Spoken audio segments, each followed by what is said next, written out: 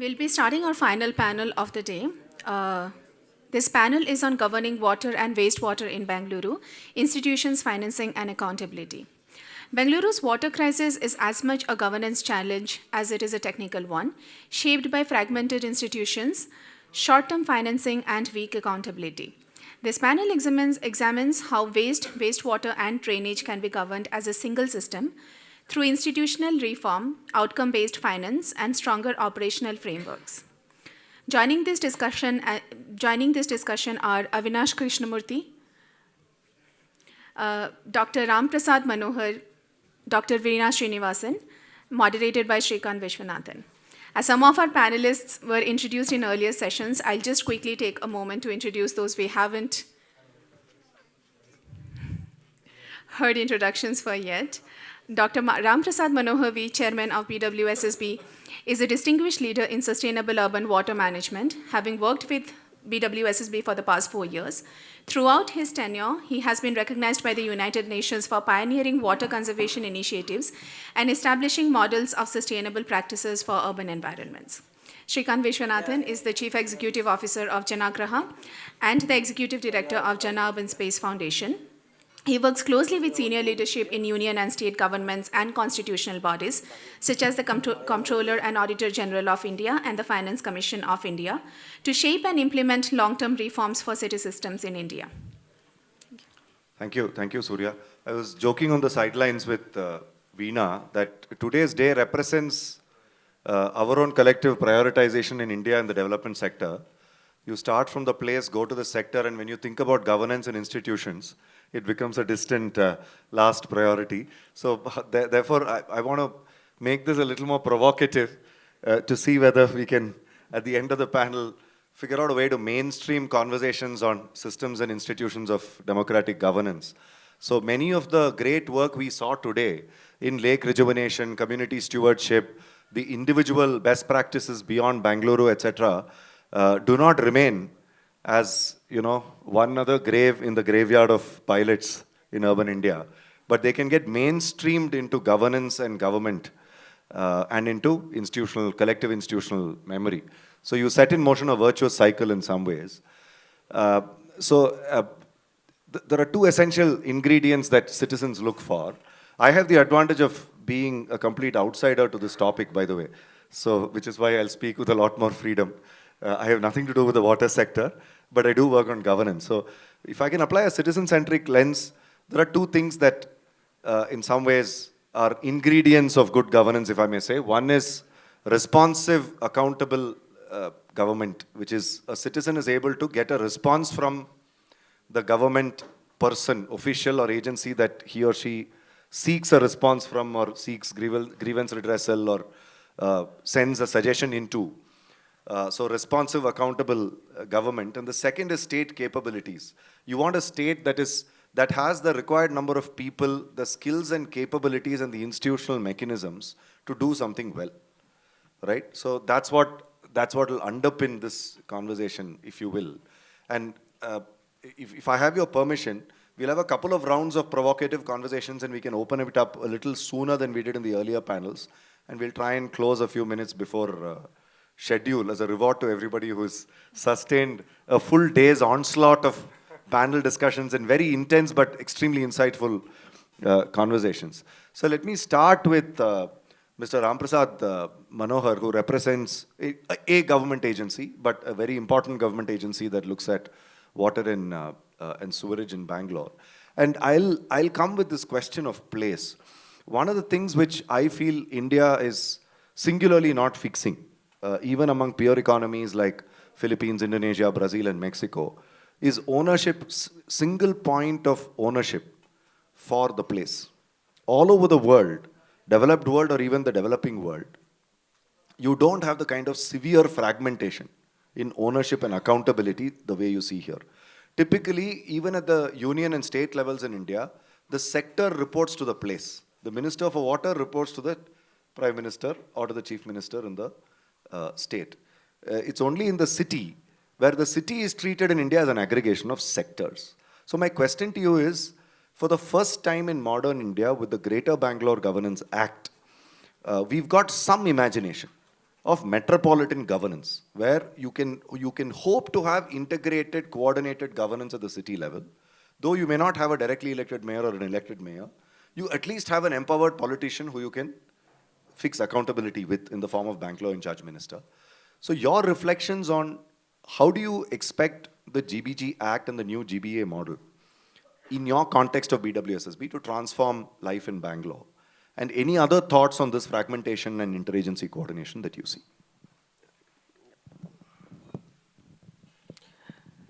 Good evening to all the friends and the panelists here. Thanks to Mr. Srikanth to pose this question.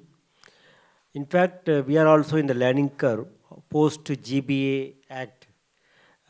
Therefore, the structural elements have been built into the GBA to bring paracetals like Bangalore Water Supply Board into the GBA administrative forum. But the functional elements are yet to take its shape, to be frank with you, because so far it's only 3-4 months old.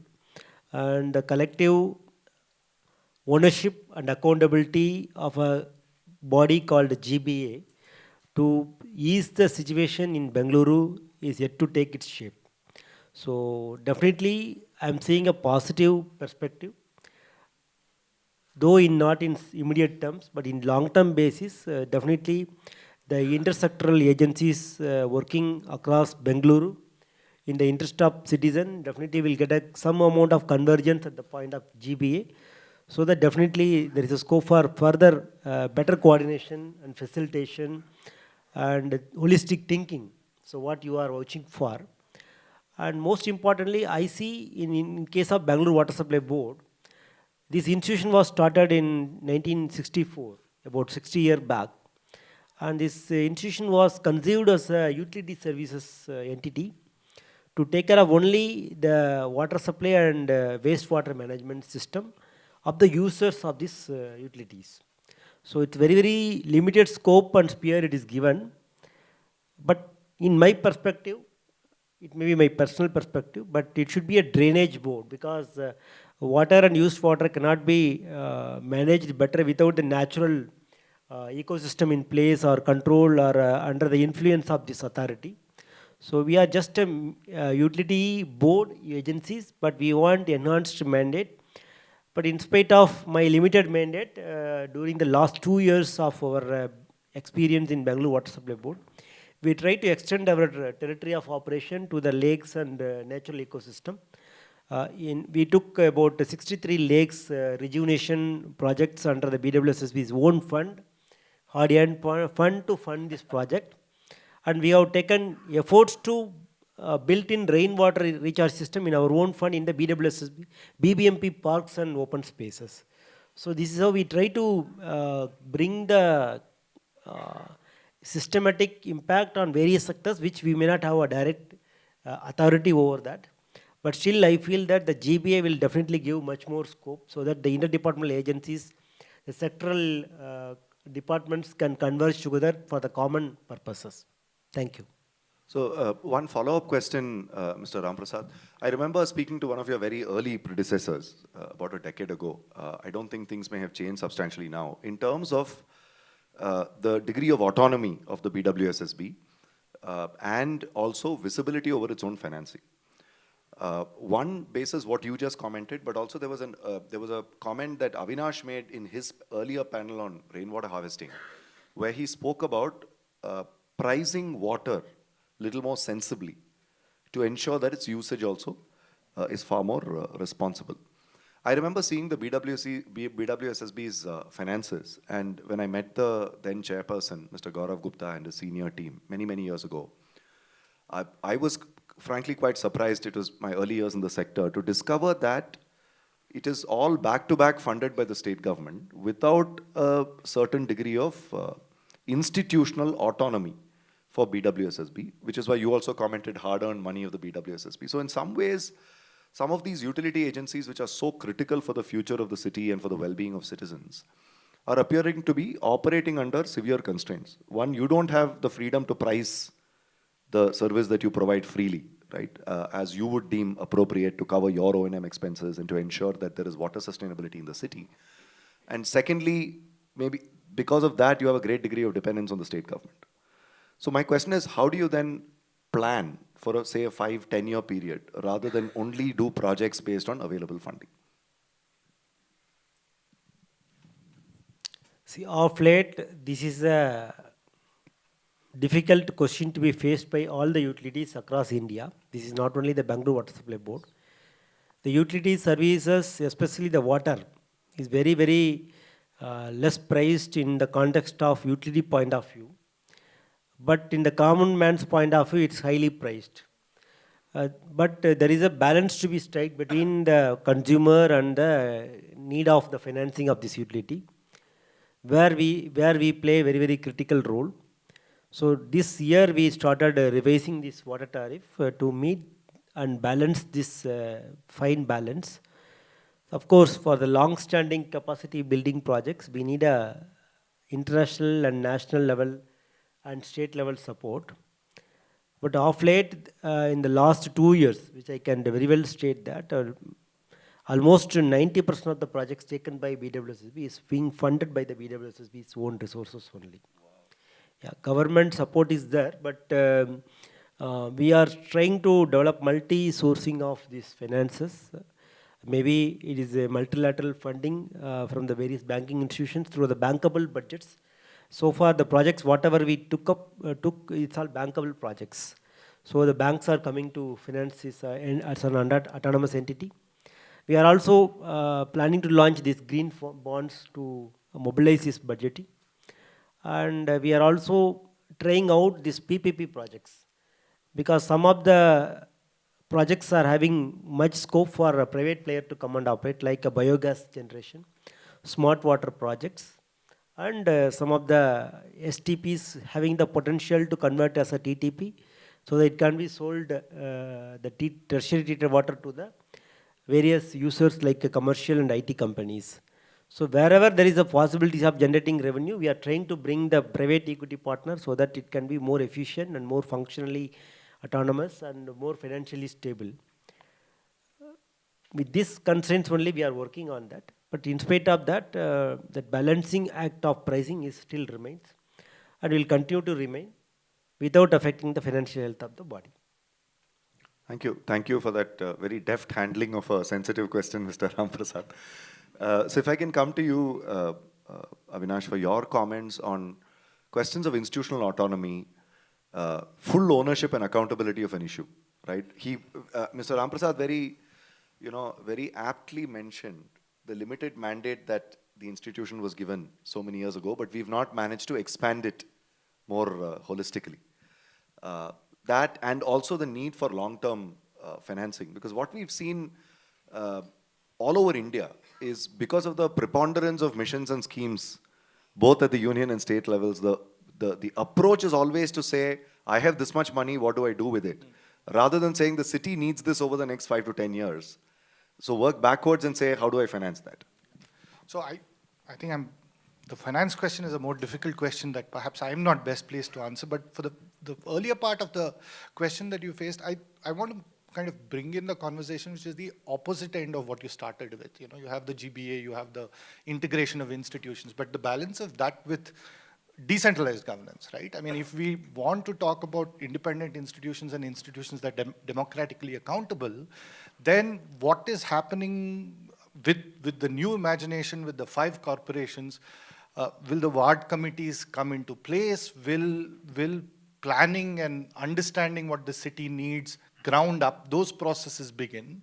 And will this kind of bringing these things up place the demand for the right kind of plans and the right kind of planning to institutions? And then will the GBA structure allow that to be communicated to the parastatals, though they right now are not politically directly accountable to the people, right? I mean, so a quick reaction to the first part is, one is hoping that with the new structure, the decentralized end is going to fall into place soon, and that is actually going to work. So just to reconfirm my understanding, you are also net positive about the impact of the GBA I think Act there is on the sector? Yes, I think that it is a window of opportunity contingent on the bottom-up processes beginning to work, right?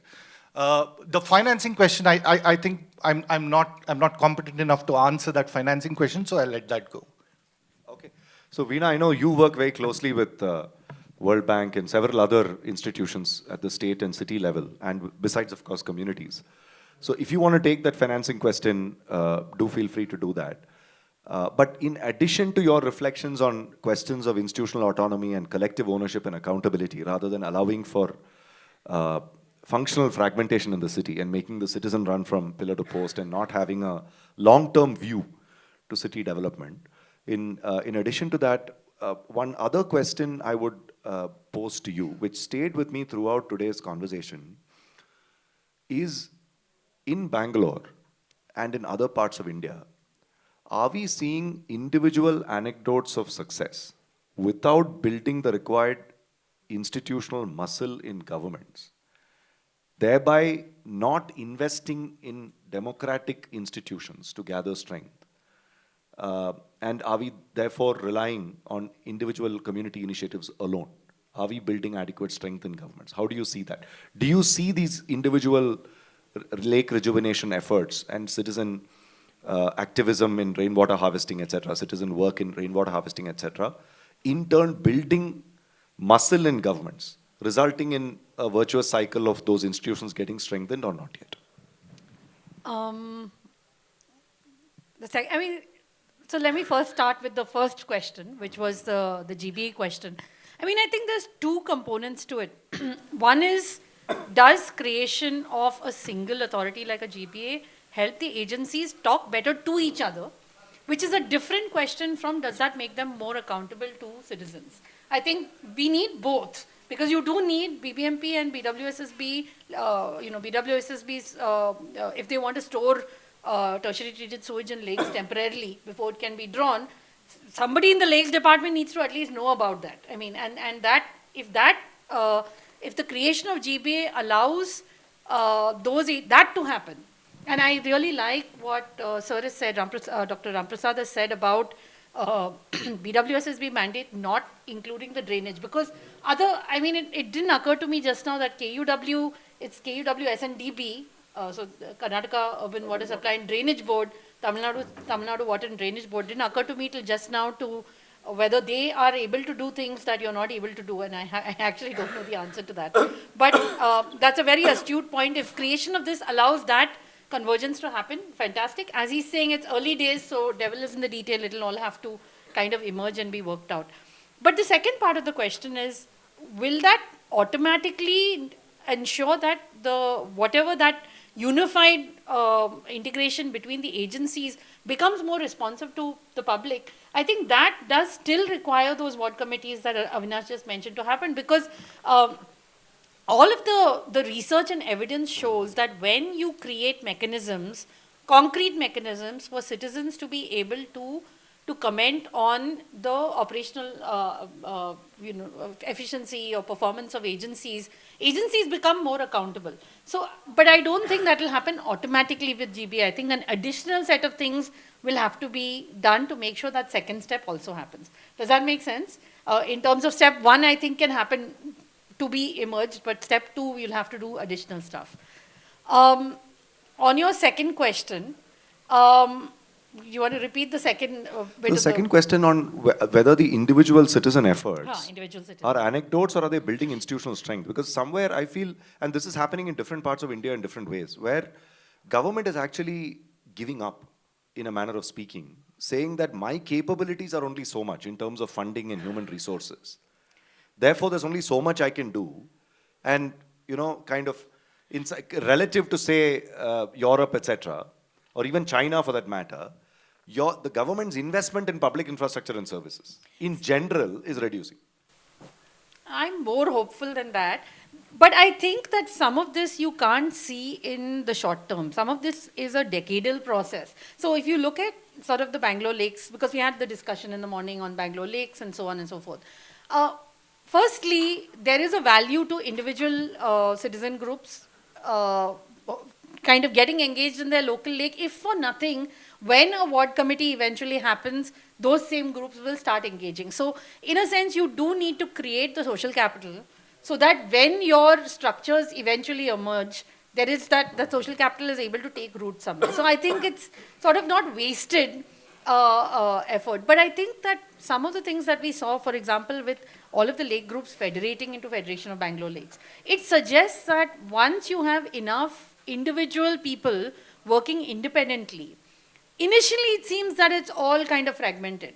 But over a 10, 15-year cycle, if you created enough inspired citizens, and every conversation we had through the day in this suggests that every one of these people is not just thinking that I'm doing this one little thing and I'm stopping. Everyone is asking, how can I where does my stuff plug in so that this entire thing becomes more effective? And very quickly, people will reach the conclusion that we can't do it on our own. Citizen groups can't do it on their own. NGOs can't do it on their own. You simply don't have the authority, you don't have the scale, you don't have the capacity to make any big change. Ultimately, it has to be all these people, fragmented efforts adding up to build safe capacity. So then the larger question comes saying, how do we, and that's all of us, whether it's Jana Urban Space or Biome or Well Labs or everybody else present, how do we ensure that not only do we continue doing what we're doing so the social capital doesn't get lost, but we actively kind of have discussions to say, how does this then result in the states having the capacity to take all these ideas forward? But I think it'll have to be built. And it's overall, we have to have patience. I mean, that will happen over 10, 15 years. Excellent. A very hopeful response. Thanks. Thanks, Veena. Avinash, if I can come back to you on the point that you made about ward committees, to which Veena also alluded in terms of their significance. What happens if ward committees don't get constituted? The reason I'm asking you this question is we have actually seen, in the absence of ward committees, cause-based mobilization happening in particular places, lakes being an example, right? And we've seen that even in solid waste, etc. Obviously, that's less than optimal because it's still not, deepening of participatory democracy in a place-based manner through ward committees.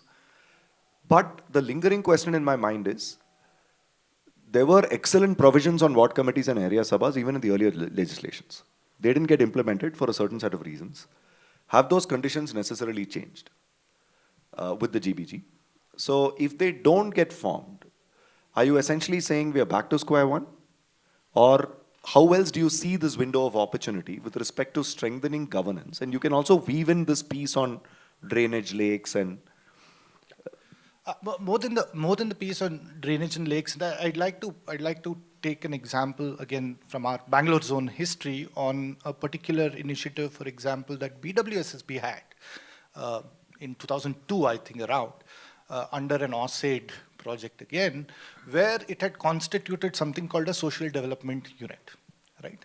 And the social development unit, though it was one person in the institution, still had, the point that you made about accountability and responsiveness was reaching out, engaging with NGOs who worked with, so the kind of the larger civil society that Veena just referred to in a previous response, and the fact that it has had a history, and it has in some sense come together and coalesced to some extent, right? In the absence of ward committees and that form of democratic thing, the only response then would be to try and push institutions to have at least these kind of policies where there is an openness to engagement with civil society in a certain way. So it is not the ideal, but perhaps that's the way in which some form of bottom-up and some new ideas going and engaging can happen. Thanks. That's a very kind of a sharp response. Just one follow-up question, and then after that I'll come to you, Veena. Is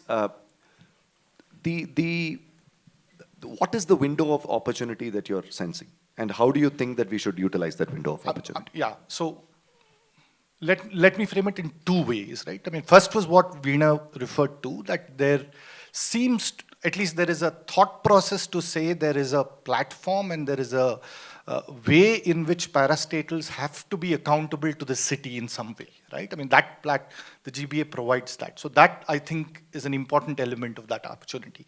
The second dimension for me also of the opportunity is that technically GBA can also be geographically beyond the city boundaries itself. So how do we begin to think about, as the city expands, what's going to happen can civil society also engage earlier rather than later as the city expands? So these two dimensions are there. But the most skeptical part of this window of opportunity for me, I keep coming back, whether the decentralization part of it works, right? And whether that will be effective. So for me, that's the response to your.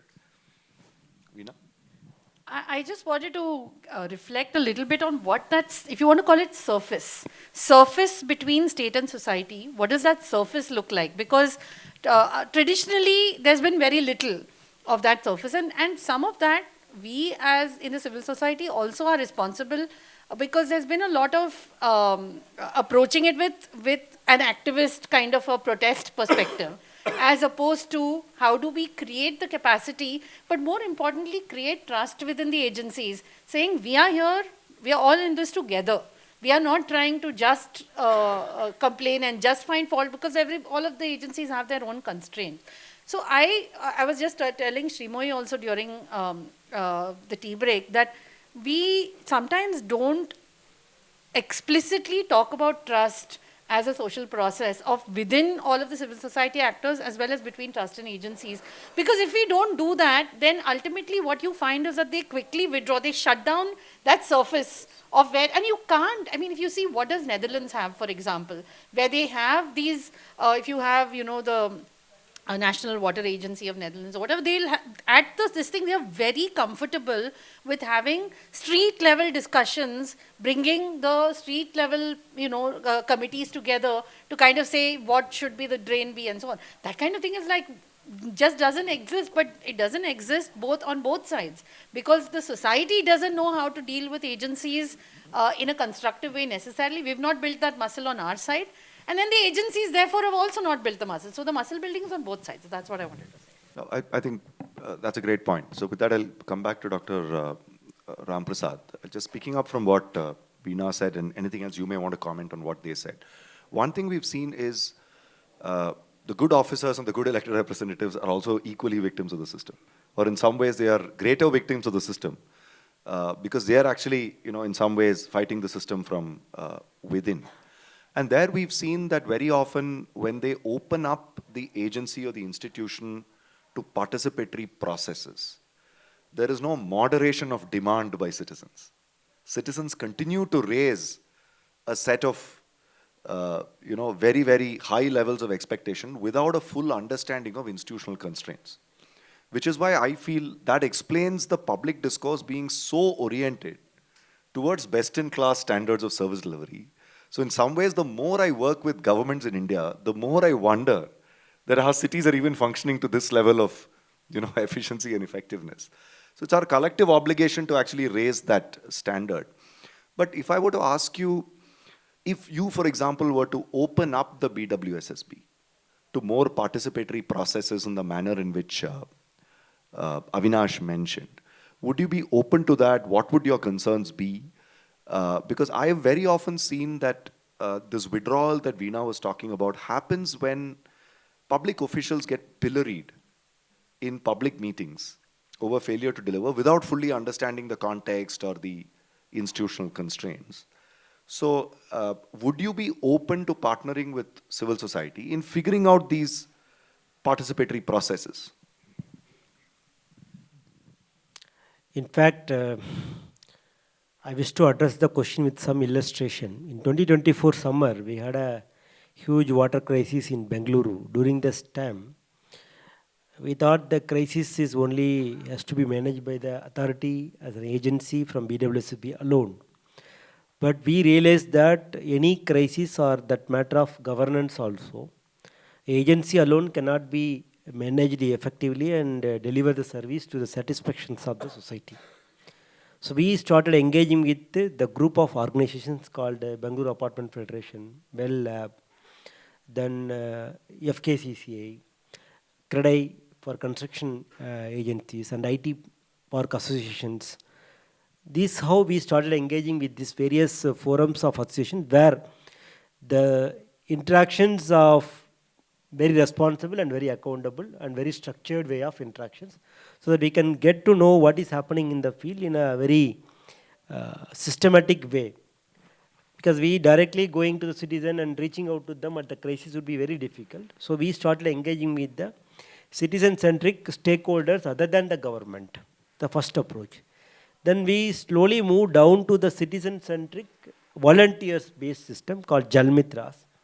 And we have enrolled more than 9,000 volunteers across city during the time of crisis to partner with the Bangalore Water Supply Board to facilitate the socio-economic awareness building, to manage the crisis and to take the message of water conservation, and creating the sensitivity amongst the citizens about the various steps taken by the BWSSB during the crisis control. So these 9,000 Jal Mitras are continues to be part of this BWSSB to bring the various input as well as output, to give the output. So we get a lot of information from them. We also bring out some of the measures, and we will try to disseminate those information through the Jal Mitras. So therefore, in democracy like India, which is developing and which is still evolving to the level of Western democracy kind of thing, the responsible citizen organizations are very much important in the administration or governance aspect of the agencies like BWSSB, for that matter even the municipalities. But somehow below that level, some of the agencies are not more close to the grounds also. So we have to reach out to the ground further by engaging a spirited and matured citizenry volunteers to give the feedback what is happening in the system. Because if I rely only on the agency's perspective, my executive engineer, my AWE may give the rosy picture about the organization. If I am open my windows to the external feedback, it will give a course correction for my own action and thinking process. That's how we keep learning and introducing so many advantageous things, so many advancements, and a lot of innovative initiatives have been taken because of this close coordination between the BWSSB and the citizen-centric organizations and the spirited citizens of the democracy. In fact, WellLab is very instrumental in coordinating our efforts in bringing used water management, lake filling, and giving us insights about what's happening in the ground level, how it can be very well managed. Even Biome is also engaged in how to manage the groundwater, how to use that surface aquifer for quenching the thirst of Bangalore. Like this, every entity has its own advantageous learning process, which we can definitely assimilate into our governance process and give the best to the society. And even grassroots level engagement is also very important for every organization of the state to govern this state. Otherwise, it's too difficult. We are not living in the British era where you make a rule and everybody will follow.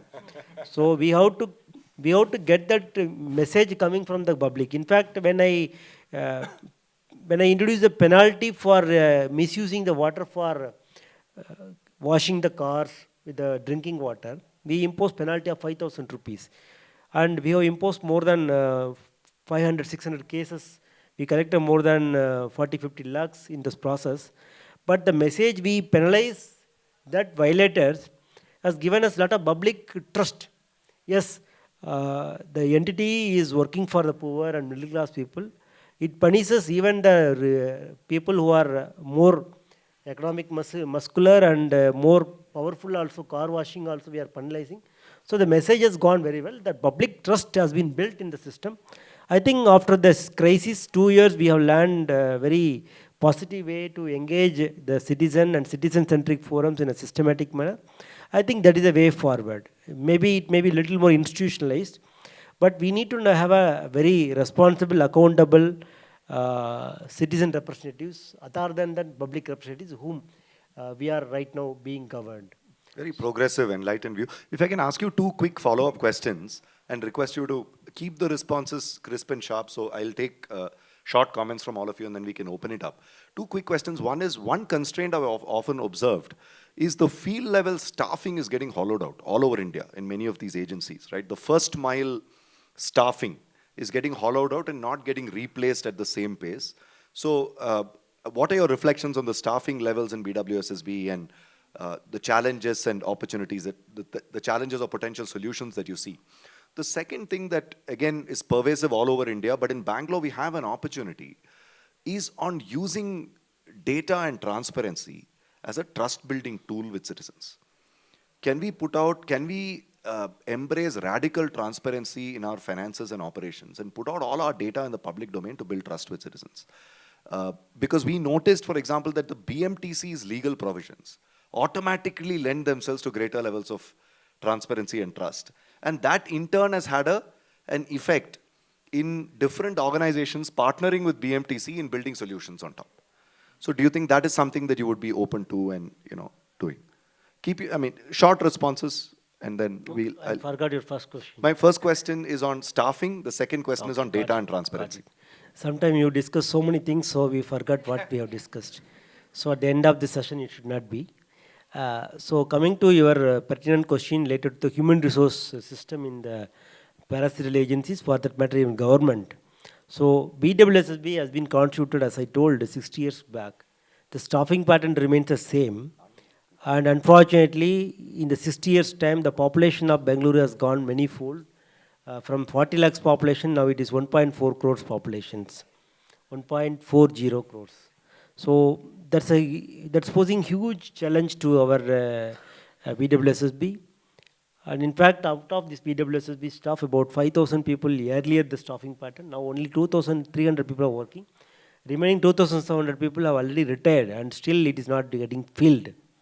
And we are really facing this challenge of human resource crisis. Maybe this is not the right place to discuss all those things for us as a government entity, but still for a growing city's needs and the growing challenging service benchmarks which is being required by the citizens, we need to augment the human resource capacity, of course.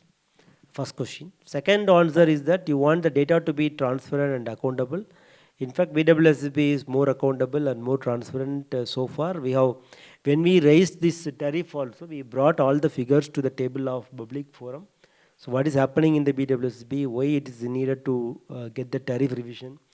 For last 12 years, it was not getting revised. So we are open to the public for our data. Maybe we have to systematically do this process so that the people will be having the dynamic data so that they will be more responsible.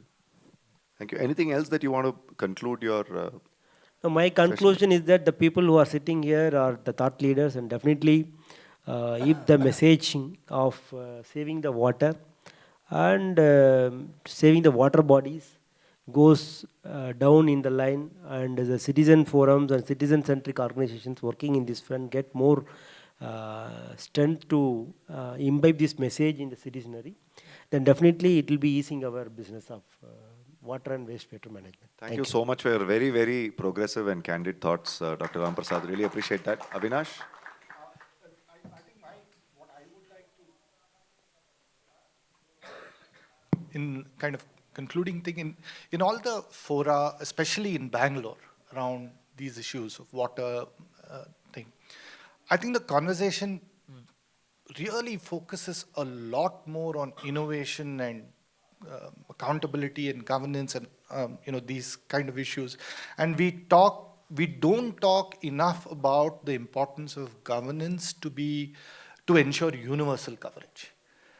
I just feel that most of the fora, especially that I've attended in Bangalore, Is that a question of equity that you're raising? Absolutely. So that's not centered enough in the conversations, even in the governance conversations, right? So I would just like to, so Bangalore should GBA and with the GBA structure and with the new thing, with BWSSB, sir, can universal service and universal connections to everybody and all the necessary policies that are there, can that be a very important focus that the city puts on going forward? Looking also at the different typologies of informality that have emerged, very, very new forms of informality. And I think that by centering that, there are a lot of other forms of integration and understanding of resources will automatically need to be embraced in terms of groundwater, wastewater, etc., etc., etc. So in some ways, are you saying that the conversation is currently not adequately factoring in equity, and yes, that large parts of Bangalore's population, perhaps, are adversely impacted, and that's not covered in public discourse? Yes. Okay. Veena, last word. I just wanted to say, have a response to both of the points that you asked Dr. Ramprasad as well. One is on data. I think we underestimate the value of data as a mechanism for integration, because we're never going to have one grand agency where everybody is, saying kumbaya and talking to everybody, each other. So often data is the mechanism by which interagency cooperation happens. And I think that giving some more thought to how that is. So at the Karnataka level, ACIWRM, one of the think tanks of government of Karnataka, has KVRS, Karnataka Water Resources Information System, where they've explicitly tried to basically create data layers, which is where the data is collected by different custodian agencies, but explicitly make it available through outreach to other government agencies. So that all government agencies then have the login and they're all looking at the same data set. And it has things like rainfall, this, that. Because otherwise in Karnataka, there are 5 different agencies that collect rainfall data. It's not 1 or 2. And they all were traditionally not exchanging data with each other. Now, at least in that one portal, they can get the data from all agencies. So it improves. So I was wondering whether the GBA will allow that kind of a thing, so that then at the very least, they're all looking at the same underlying information data set. The second thing on recruitment that Sir was saying, this is a problem across the world and with all water agencies. And I'm saying this as a water person myself. Surprisingly, on one hand, we say we have too many engineers who can't get jobs. On the other hand, agency after agency is telling us we're not able to hire engineers to fill the positions that we have. Right now, KSNDMC has a head of agency position open. ACIWRM for years had a water scientist positions open. Can you expand the abbreviations? KSNDMC is Karnataka State Natural Disaster Monitoring Center, which is the agency that does all the modeling and so on. I don't know where we are going wrong, and maybe we need to go back to engineering colleges and inspire some of the, forget the IIT types, but the tier 2 engineering colleges, saying engineering is a worthwhile thing to do. It's worthwhile joining these agencies, running wastewater treatment plants. But we are seeing this, it's a worldwide thing that people don't want to go and run utilities and run wastewater treatment plants. So I think there is some role we all play in that as well. That's a great point, and I can attest to the fact that this is a malaise that's not just impacting water, Veena. In the area of cities, particularly in smaller cities and towns, and also in the largest cities. And Bangalore is actually quite acutely impacted by shortage of staffing. I think the fiscal headroom is something that keeps haunting the government, but that's an issue that has to be resolved. The fact, we have to acknowledge that government, particularly in Bangalore, is grossly understaffed. I don't think there are two ways about it, in water and in other places. With that, I'd like to open up for questions. Yeah, the lady in the maroon dress, yeah. Please introduce yourself and keep your question sharp and pointed. And if you want a particular panelist to respond, please call out their name as well. Good afternoon. My name is Madhuri Mandava. I'm from a citizen-led initiative, Pani Earth Foundation, working for river conservation. So my question may be pointed to the BWSSB chairman. So we have a lot of this treated water reuse projects where we send away water that is being brought at a huge expense to Bangalore, sent away to the hinterlands, right? While we continue to keep talking about getting water from far and far away, Kaveri 5th stage, Yatinhole, then you were talking about Sharavati. Can we have a little bit more focus? I mean, what has been thought about where we actually use the water within the city more? Madhuri, if I may request you to take that offline with Dr. Ramprasad. Okay. Do you have a governance component to the question? Yes. On governance, infrastructure, responsibility? Policy, basically because these are like financing treated water reuse going outside. How do we enable it within the city so we reduce our dependence on faraway waters? That's what Okay. Yeah, if you can keep your response yeah, short. sure, I'll keep it short. He is very much worried about your closing of this session at the right time. See, you don't want a revolution to happen in Renaissance hotels. Okay. So, Madhuri ji, your question is very valid. We are also working on that. In fact, circular economy is the concept which you are talking about it. And whatever the way used water, we are letting it as after the treatment. We are going to use it in a very effective way. So far, out of 1,400 MLD, we are using 800 MLD of treated water for the agriculture purpose, remaining about 200 MLD for the domestic purposes. And going forward, recently we integrated a BPP model to use the treated water. You would have seen in the news forum also in Kadugudi. which will be used for the data centers and IT parks for the tertiary treated water usage. So definitely, the used water has much scope to do, and it will have the financing mechanism to finance the water projects. Thank you. Thank you. I can see a lady behind Madhuri. I'll just come to you. We actually had fewer women asking questions today. Yeah. So. Okay, so we are filling in that gap.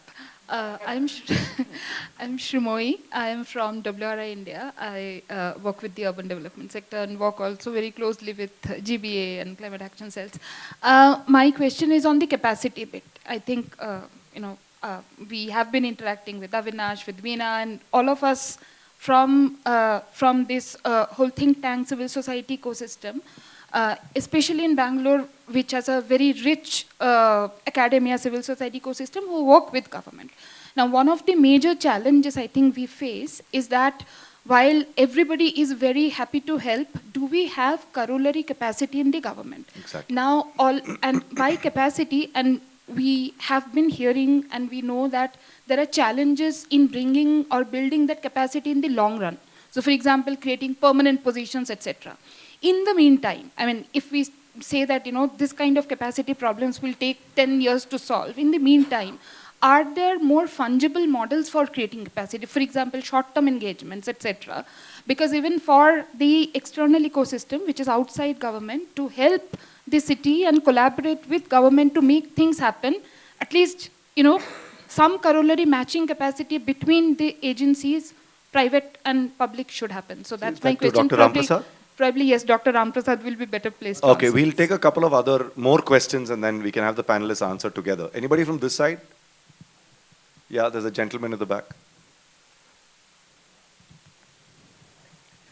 Hello, I'm Vinod. I look upon IoT-based solutions. So I just want to ask regarding the governing part. So as general consumers, there are people who use water excessively and there are people who use very, judiciously. So why don't we have a dynamic pricing wherein, every, household, they would have their Aadhaar numbers, like depending on how many members are there, you can have a dynamic pricing so that people who are, using it very conservatively are benefited. Sure. A great question, very pragmatic question. Any other last couple of questions? Yeah. Hello, my question is to Dr. Ram. I'm a startup consultant. I'm in the e-waste management space and I work on sustainability. I was mentoring a startup which was into waterless wash. They were building a solution for waterless car wash and even industry wash, cleaning the glass and buildings and all. And for unfortunately that sector is not investor friendly, and even they missed Elevate also, which is state government. So I wish BWSSB like MSME and even pollution board, you can start your own fund and your own challenge and fund startups and fund ideas. One, and this is a very important sector, but it's unfortunately it's not investor friendly. And second, even Elevate is not looking into that. One is that. Second, this is how most of the evolved ecosystem is working. They bring in stakeholders like you, BWS. They call challenges and ask for ideas, and they fund ideas. And Israel or even Silicon Valley, this is how they work. And your direct involvement into Elevate would help. Okay, great. Well, I can take one last question. Yeah.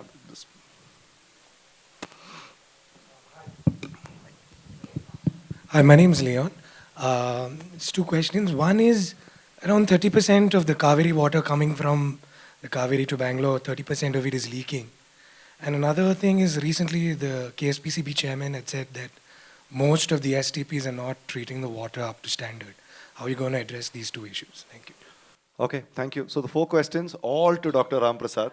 It's a bonus at the end of the day. Do you want me to quickly jog your memory? Bonus for you, and I don't know for what. The first one. So I forgot that question. Actually. I'll tell you the 4 questions. Crux of that question. I can remember these 3 questions. The first one is on interim solutions to staffing by civil society and BWSSB partnering to create short-term staffing solutions. So what kind of that he is thinking of? Are you thinking fellowships? Are you thinking internships? Or so she's saying, is there a way in which you can get around the procurement and get people to be employed within the BWSSB system or the government system to bolster capacities. What's her name? I just want. Srimoy. Srimoy, yeah. I thank Srimoy ji for giving me this wonderful idea. So every time I come any forum, I get idea and I start implementing that. In fact, definitely we will implement your idea, Srimoy ji. So thanks to you. And definitely this is a solution which you are given. It was in our thought process, but not in the action process. Definitely your idea has given us some more courage to do that. So we'll engage the engineering colleges and various other colleges. They can be called as internees and working on a voluntary basis on a certificate can be given so that they can augment our strength of doing work. Definitely thanks for your input and definitely we'll do that. Second question, I think it's a dynamic pricing aspect. In fact, BWSB doing the water tariff revision, it has given the structural framework for this dynamic pricing. So what we have done for up to the minimum requirement of LPCDs, of 4 members to 6 members per household, we have limited the pricing below our cost. That means our cost is about 52 rupees per 1000 liters, but we are charging them about 25 rupees. So it's subsidized cost for the people who are using optimally the required quantity of the water, so that it will be human in nature to give the water at the subsidized price. So whomsoever use about 24,000 liters per month, they will be charged the pricing nearer to the cost. So that way we are trying to balance in a very slob manner. So whenever a person is using excess water in luxurious way, he will be charged and more and more, and that will be cross subsidized to the people who are using in a very optimum manner. So that's how it has been taken care in the current tariff revision policy. That's why there is not much resistance to the tariff revision. So the people who are in the bottom of the pyramid are getting still protected, so that the middle and below the middle level of people who are using judicious water judiciously, they are getting protected. So second question is over. So Startup. Can BWSSB yeah, invest startup. In fact, last board meeting we got the approval for starting a concept called Water Tech Park. So the idea of what this Water Tech Park is very innovative and it's first of its kind in the world. Because so far Singapore has done a Singapore Water Congress concept, but it is not that institutionalized like what we are planning now. In fact, the whole idea of Water Tech Park is to bring the startup companies in a single platform, along with institutions like various established institutions in R&D sectors also, in water-related R&D sectors, and startup companies and matured water companies in a single platform. So the idea is to not only give the funding, challenge fund as you think of, seed funding for the POCs, for the piloting, and also give the approval, the regulatory framework for them to experiment their technology. And after the technology is proved, and we will jointly own the patent and able to scale up this operation and commercialize and monetize this, and it will get the benefit to the inventor also. So this is an ecosystem which we are planning, and definitely before this March 2026, you will be part of this entity. Okay. So then last question from our friend who asked 30% leakage. 30% leakage is mainly due to the aged old infrastructures like your core Bengaluru. About 50% of the area of existing water utilities having the 40-50-year-old pipelines. So that needs revamping. It needs huge funding. In fact, we are conceiving a project of a PPP project for replacing these pipes and tagging with the financial incentives we get out of this savings of water. So that will be able to we can able to develop a bankable project for these projects. It's called UFW project, unaccounted for water projects. Definitely, our goal, the BWSSB's goal is to bring down the leakages from 30% to single digit. That's our goal. Definitely we'll go forward. And last question, he told the STPs, the private STPs is not getting properly functional. And in fact, that is a domain of Karnataka Pollution Control Board. Still, we are seeking to get the regulatory authority from the Karnataka Pollution Control Board by the BWSSB so that we can intervene in the process of their default. Thank you. Thank you, Nitya. I think we've had a fantastic day today, so I request Nitya to come and deliver the vote of thanks for the entire session. What an action-packed day, and thank you to everyone who's been here the whole day and to the others who've joined us. A special thank you to our out-of-town guests. Thank you for coming from so far away, Akash, Ganesh, and also a big thanks to, we have 7 engineers and the director of Town and Country Planning and assistant director from Assam, from Guwahati, and engineers from Shiv Sagar. We also have engineers from Meerut and Prayagraj who have joined us. So thank you everyone. And also many guests who have come from out of town. We moved from the GBA Chief Commissioner telling us how GBA can play a part and what all they're planning to do as an opportunity, which has been reinforced further in this panel. We spoke a little about street drainage with the pipe and chamber system pioneered by Tendeshore, then the nalas, then lakes, community stewardship, the importance of getting our act together. Then we saw stellar presentations from NIUA and the others. But the most important thing I think that has stayed with me is something that Veena has echoed twice, both in the morning panel and again today, is that there is so much good work happening. And all of us have perhaps now realized that there is very little we can achieve on our own. And the time has come, this has almost been like a call to action in my mind, where we need to work together because everyone is doing something great, but it's a cog in the wheel. Someone is working on street drainage, someone is working on nala, someone came and spoke to me about porous concrete that can be placed next to green infrastructure. So it's time we come together, and none of this can happen. And as Srikanth said, they will all remain as a graveyard of pilots or individual successes that will eventually die out unless we strengthen our institutions and have accountability and financial mechanisms to back that. So we will be in touch with many of you, if not all of you. We hope to take this agenda forward. Before I end, I'd really like to thank our team at Jana USP, who've spent many sleepless nights and days. And I can't name all of them. They're a huge team doing this. So, thank you everyone.